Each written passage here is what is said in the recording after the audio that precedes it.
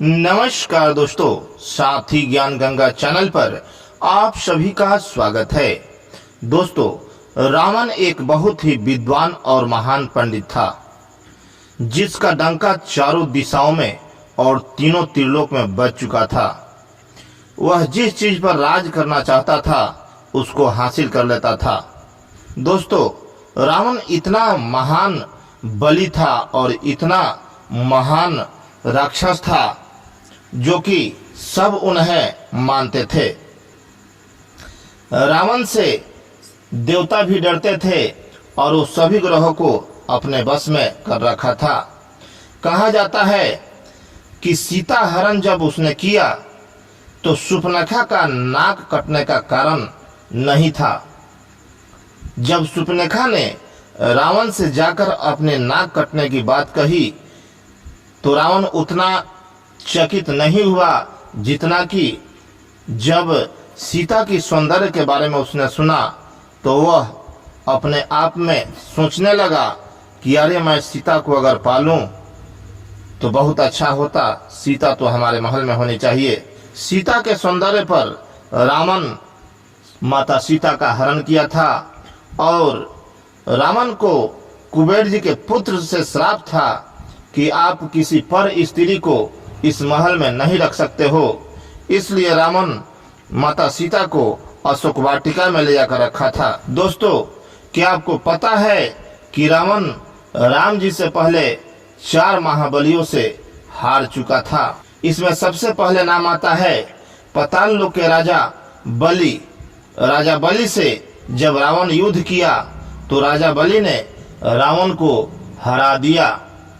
दूसरा नाम आता है कर्तव्यवीर अर्जुन का। कर्तव्यवीर अर्जुन बहुत ही शक्तिशाली और महान राजा था जो कि माहिष्मती में राज करता था।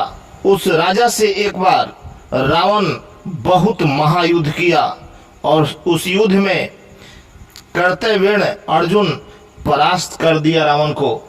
फिर एक बार रावण ने वानर राज बाली पर चढ़ाई किया। बाली को वरदान था कि जो बाली के सामने आ जाएगा युद्ध की इच्छा से, उस व्यक्ति का आधा बल बाली को मिल जाएगा।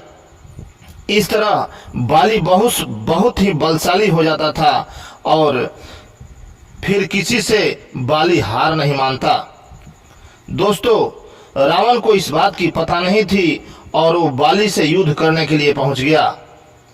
बाली से लड़ते लड़ते बाली ने उसको कांख में दबाया और दबाकर 6 महीना तक इधर उधर लेके घूमता रहा। फिर हाथ पैर जोड़ने के बाद बाली ने रावण को छोड़ दिया। एक बार तो रावण भगवान शिव से ही दुश्मनी मोल ले ली और उनसे ही लड़ाई कर लिया। उस लड़ाई में भगवान शिव ने रावण को हरा दिया। कहा जाता है कि इन 4 महारथियों से, जिनमें कि एक भगवान शिव का भी नाम आता है, रावण ने युद्ध किया था। जिससे भी युद्ध किया उसी समय उनसे संधि कर लिया और प्रतिज्ञा कर लिया कि आज के बाद मैं इन व्यक्तियों से युद्ध नहीं करूंगा। ये रावण का स्वभाव था और जिस चीज को कमजोर समझता उस चीज को हासिल कर लेता था। दोस्तों, रावण ब्राह्मण कुल में तो था ही और वो बहुत ही आग पाछ जानता था। आने वाला समय कैसा आएगा ये भी जानता था और बीते हुए समय के भी बारे में जानता था। फिर भी वो अहंकारी था और अपने अहंकार के कारण मारा गया। दोस्तों, चलते चलते आप सभी को एक बार जय श्री राम।